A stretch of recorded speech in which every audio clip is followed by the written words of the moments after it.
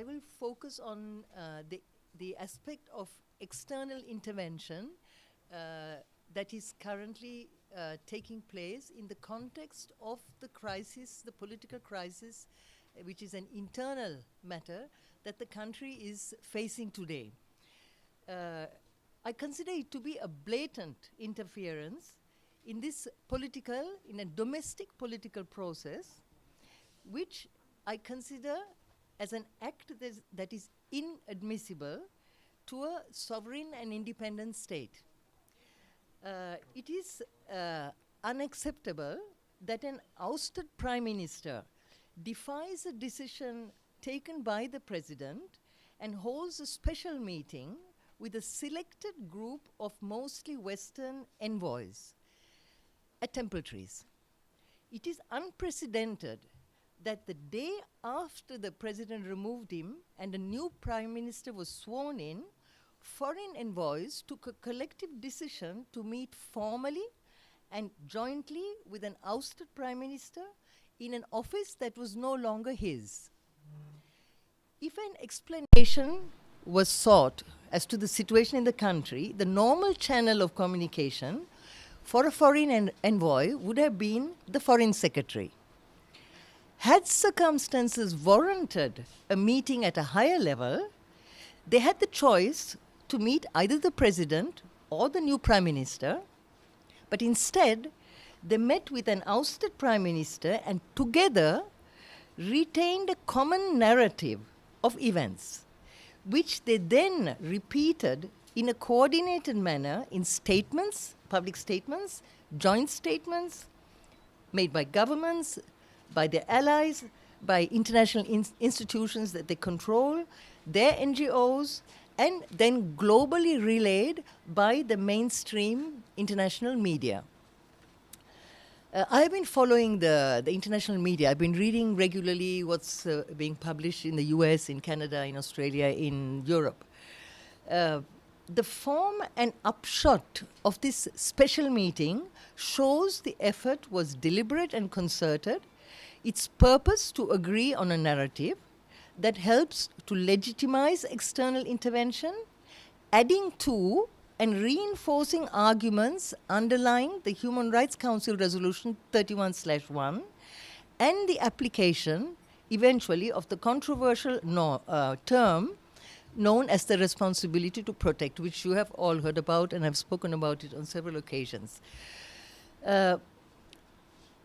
I call this special meeting, in fact, a kangaroo court, because on that occasion, this kangaroo court determined that the president that they once backed, but who had become an obstacle to their neoliberal re-engineering of the Sri Lankan state on behalf of Western capital, that he is responsible for the events. By removing the prime minister, replacing him with a former president whom they accuse of war crimes and a China ally, and proroguing parliament, the president is deemed by them to have violated the constitution and created what has been described in some of the press as a deadly situation. The situation is grossly distorted through misrepresentation of facts or outright lies. For instance, the killing of the Ceylon Petroleum Corporation employee and injuring of other trade unionists were blamed on Mahinda Rajapaksa and not on the security officer of the former minister who tried to enter the premises.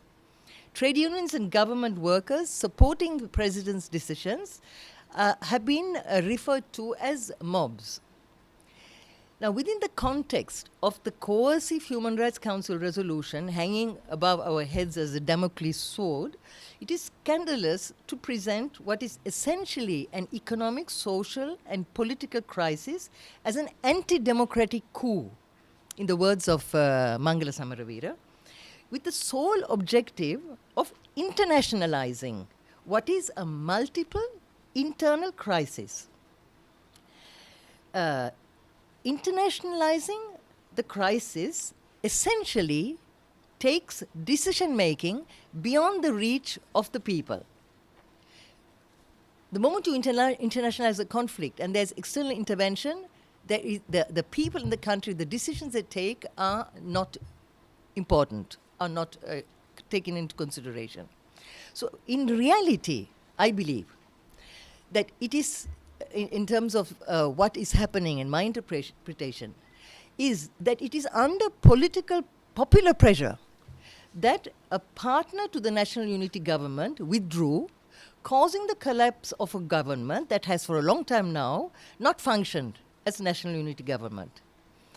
I believe at the origin of the situation is a massive rejection of the anti-popular, anti-national policies of the government on behalf of Western capital, the deprival of their democratic right to express their political will through timely and regular elections, their massive support for Mahinda Rajapaksa and his party as shown at local government elections and mass demonstrations, the numerous social struggles of railway workers, nurses, students, professionals, and plantation workers, among others. So this is the context in which a partner of the National Unity Government withdrew. The Western narrative of events, their expressions of concern for human rights and democracy, is not only false but also hypocritical. How else would you interpret the sudden warmth displayed towards Sri Lanka's constitutional provisions and processes by rabid partisans of a new constitution? How else would you explain their silence when in January 2015 the same president appointed a prime minister whose United National Front had only 60 seats in parliament and forced the departure of the then prime minister D.M. Jayaratne, whose UPFA had 144 seats? How would you explain the solemn undertaking given prior to August 2015 parliamentary elections that Mahinda Rajapaksa would not be appointed prime minister even in case of a UPFA victory and even if he had the confidence of a majority? What is the explanation for the West's silence on the postponement of local government elections for some 3 years and delays in holding provincial council elections, all under the premiership of Ranil Wickremesinghe? How do you explain that the same indignation was missing when Germany was unable to form a government for 5 months, when Belgium had no government for almost 2 years, that's 541 days, and Northern Ireland was without government for longer? What is the explanation for the West's silence on the central bank perpetual treasuries bond scams under Ranil Wickremesinghe's premiership when he was minister in charge of the central bank, and for which his close ally, central bank governor Arjuna Mahendran, has been held responsible and is evading arrest? The bond scams have been described as the biggest ever corruption scandal and the biggest ever cover-up in the history of Sri Lanka. Why has there been no call for credible investigations by the West on information of a plot to assassinate the president of the country and Gotabaya Rajapaksa, a plot in which a cabinet minister is said to be involved? Now, this special meeting that I referred to that took place between the foreign, mostly Western allies in Temple Trees with the ousted Prime Minister was not only a violation of the established rules for foreign envoys for communication with the host country. The meeting, as well as subsequent declarations, can be construed as a concerted and deliberate act against the head of state, openly challenging the authority vested in the president by the people, interfering in internal political processes, and violating Sri Lanka's sovereignty. Now, the attitude displayed by the mostly Western envoys toward the people of Sri Lanka and their leadership is a reflection of the extent to which, under the previous regime, the country has become dependent on the West, submissive and docile toward the very same governments that led a resolution against it. Under the circumstances, it is of note that instead of seeking the support of his own people when he was removed as premier, Ranil Wickremesinghe turned to his mostly Western friends and allies. It should be clear by now that the hegemonic interests of Washington and its Western allies stand opposed to the needs and the aspirations of the Sri Lankan people and the interests of the nation.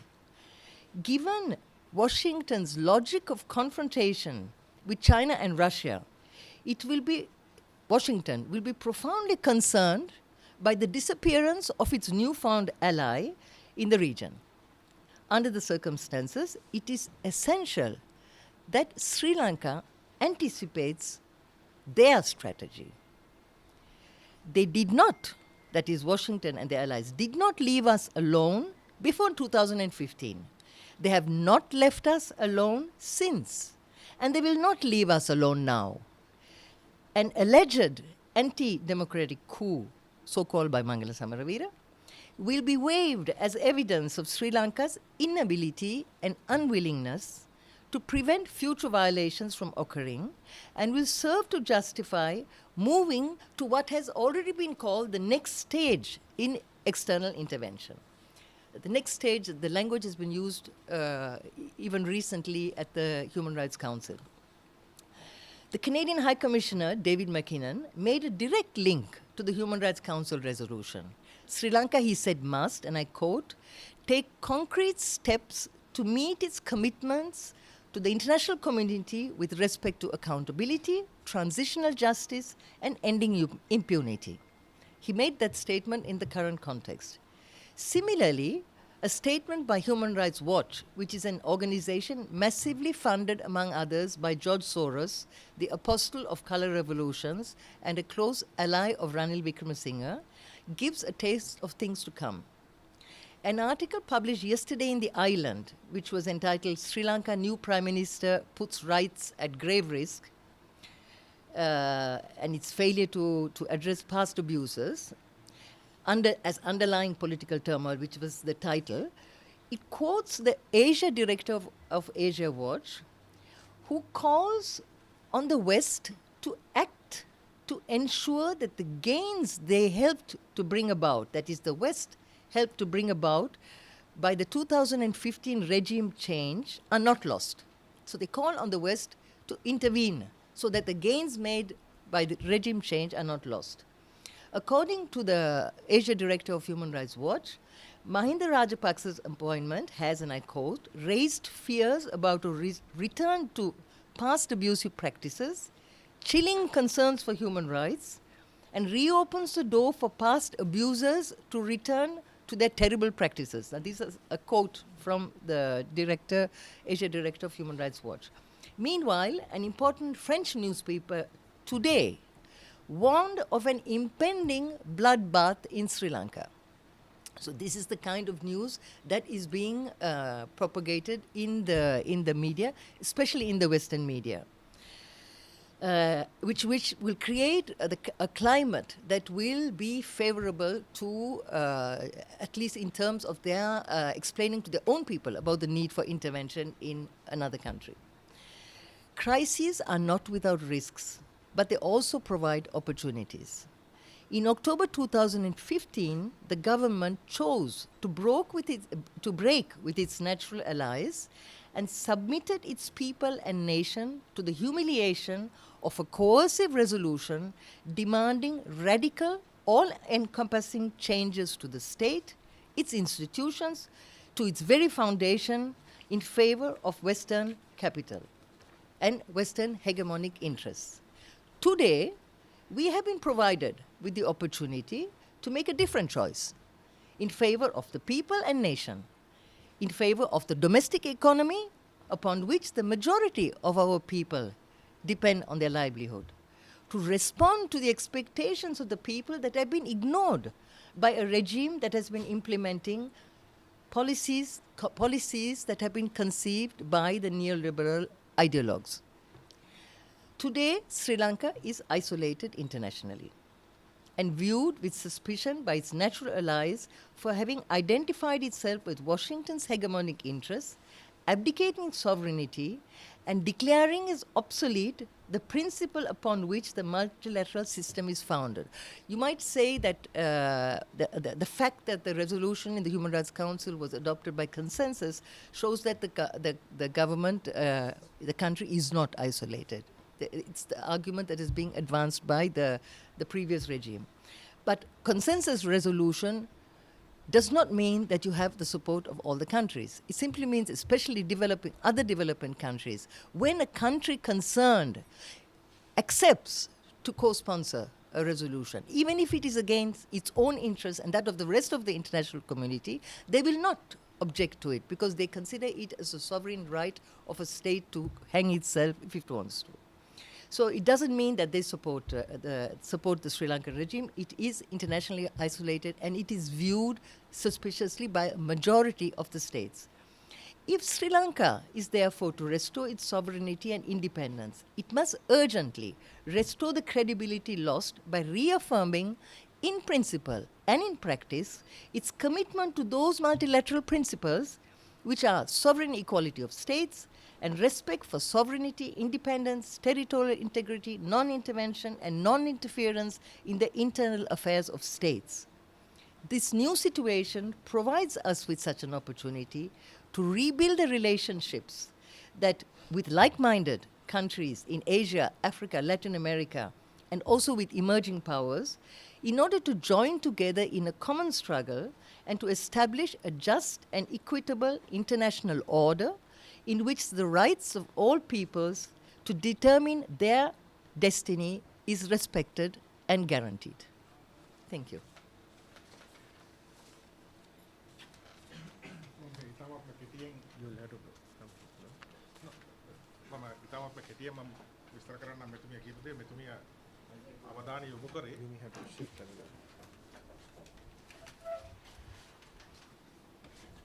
මෙතුමිය අවධානය යොමු කරේ අර මේ අර්බුදය ආරම්භ වෙච්ච වූ අවස්ථාවේම හිටපු අගමැතිතුමා තමාගේ ජනතාව වෙත හැරෙන්න ඉස්සෙල්ලා විදේශීය තානාපතිවරුන් විශේෂයෙන් බටහිර රටවල විදේශීය තානාපතිවරුන් වෙත හැරිලා එතන ඇතිවෙච්ච ඒ ක්‍රියාදාමය ගැන තමයි මෙතුමිය ඉස්සෙල්ලාම මෙතුමිය ඒකට කැකිල්ලේ උසාවියක් හැටියට හඳුන්වනවා. දැන් ඒ අය මේ සිද්ධ වූ ක්‍රියාදාමය දිස බලලා තියෙන්නේ ඒගොල්ලන්ගේ දෘෂ්ටි කෝණයෙන්. ඒ කියන්නේ ඒගොල්ලන් විසින් ගෙනාපු ආණ්ඩුවක් බලයට ඒකට බලය නැති වුනහම ඒකේ බලය ආරක්ෂා කිරීම සඳහා ඒගොල්ලන් ඉදිරිපත් වී ඇති ආකාරයත් ඒ සඳහා බටහිර පදනම් කරගත්ත ජනමාධ්‍ය ඒක හඳුන්වන ආකාරය ගැන තමයි මෙතුමිය මේකේ විශේෂයෙන්ම සඳහන් කරේ. දැන් මේ අවස්ථාවේදී මෙතුමිය අවස්ථා මේ ගණනාවක් පහුගිය වකවානුවේ මේ රටේ ප්‍රජාතන්ත්‍රවාදයේ උල්ලංඝනය වෙච්ච ඒ කියන්නේ මීට කලින් 2015 දී 144ක් ආසන තියෙනකොට එක්සත් ජනතා නිදහස් සන්ධානයට එක්සත් ජාතික පක්ෂයේ 46ක් තියෙන අගමැතිවරයෙක් පත් කරනකොට කිසි දෙයක් කිව්වේ නැහැ ඒ රටවල්. ඊට පස්සේ අර ඒ වගේ අවස්ථා ගණනාවකදීම දැන් පාර්ලිමේන්තුව තුළ මෙතුමිය නොකියපු නමුත් තවත් කාරණයක් තියෙනවා. අර පාර්ලිමේන්තුව ඇතුලේ 50 ගාණක් മന്ത്രിවරුන් හිටපු ඒකාබද්ධ විපක්ෂයට විපක්ෂ නායකකම නොදී 16 දෙනෙක් හිටපු TN එකට දෙනකොටත් 6 දෙනෙක් ඉන්න JVP එකට දෙනකොටත් ඒ නිහඬියාව ඒ වගේ අවස්ථා ගණනාවක් මෙතුමිය මේකේ සඳහන් කරලා තියෙනවා. ඊට පස්සේ මෙතුමිය කියනවා මේ රටවල් ඔක්කොම සමූහය විවිධ ප්‍රකාශ නිකුත් කරලා තියෙනවා මේ රටේ ඇතිලා තියෙන තත්ත්ව ගැන. හැබැයි ඒ රටවල් වල උදාහරණයක් වශයෙන් ජර්මනි වල ආණ්ඩුවක් තිබුණේ නැහැ මාස 5ක්. බෙල්ජියමේ ආණ්ඩුවක් තිබුණේ නැහැ අවුරුදු 2ක්. උතුරු අයර්ලන්තේ පාලනයක් තිබිලා නැහැ ඊටත් වඩා දිග කාලයක් කියලා. ඒ අවස්ථාවල හැසිරෙන ආකාරයට වඩා වෙනස් විදියකට මේක දිහා බලනවා. හැම රටකම ඒ කියන්නේ මෙතුමිය නොකිය එතන කියලා තියෙන්නේ හැම රටකම මේ වගේ අවස්ථා එන්න ඉඩ තියෙනවා ඕනෑම ප්‍රජාතන්ත්‍රවාදී රටක. ඒ කියන්නේ ප්‍රජාතන්ත්‍රවාදී අර ව්‍යවස්ථානුකූල ව්‍යවස්ථාව ක්‍රියාත්මක කිරීම ඇතුලේ මේවන් දේවල් සිද්ධ වෙන්න පුළුවන්. ඒ වගේ දේවල් බටහිර රටවලත් සිද්ධ වෙනවා. නමුත් බටහිර රටවල කියන දේට වඩා වෙනස් කතාවක් තමයි මෙතන කියන්නේ. කියන එක මෙතන ඒගොල්ලන් විශේෂයෙන්ම මේ කිසිම දෙයක් කියලා නැහැ කියලා මේ ඉලිදරව් වෙලා තියෙන කුමන්ත්‍රණ. ඒ කියන්නේ ජනාධිපතිවයි හිටපු ආරක්ෂක ලේකම්තුමාවයි ඒ කියන්නේ ඊළඟ ජනාධිපතිවරණයට ඉදිරියට එන්න ඉන්න අපේක්ෂකයන් දෙන්නෙක් මරන්න ඉන්න හිටපු ඒ කුමන්ත්‍රණය ගැන වචනයක්වත් මේ එක රටක්වත් තාම කියලා නැහැ කියන කාරණේත් මෙතුමිය මෙතන ඉස්මතු කරලා තියෙනවා. ඊට පස්සේ මේ ඇති වූ ක්‍රියාදාමයෙන් තිබිච්ච රජය, ඒ කියන්නේ එක්සත් ජාතික පක්ෂ රජය කොතෙක් දුරට බටහිර රටවල් මත ගැති වෙලාද, ඒකට යටත් වෙලාද කියන කාරණය මේ සිද්ධ වෙන ක්‍රියාදාමයන් තුලින් ඊටාත්ම පැහැදිලි කියන එක තමයි එතුමිය කියන්නේ.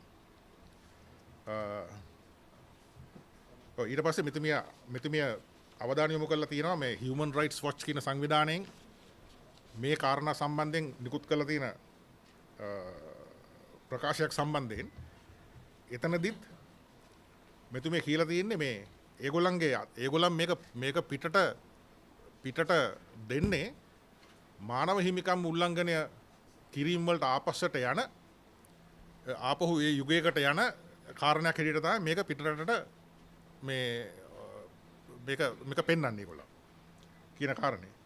ඒතකොට මෙතුමිය කියනවා මෙතන මේ අර්බුදයෙන් යම්කිසි අවස්ථාවකුත් මතුවෙනවයි කියන කාරණේ.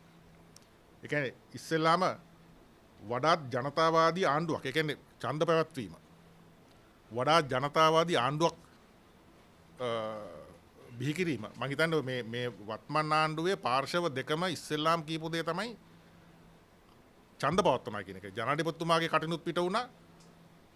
අලුත් අගමැතිවරයාගේ පළවෙනි ප්‍රකාශනයුත් කියවුණේ තනිකරම මැතිවරණ. එතුමා කිව්වේ ඒකායන, එතුමා සමග ඉන්න පක්ෂ නායකයින්ගේ හා මන්ත්‍රීවරුන්ගේ ඒකායන අරමුණ වෙන්නේ මේ මැතිවරණ පැවැත්වීම ඉස්සෙල්ලාම පළාත් සභාව වහාම සහ පුළුවන් තරම් ඉක්මනට පාර්ලිමේන්තු මැතිවරණය කියන කාරණේ.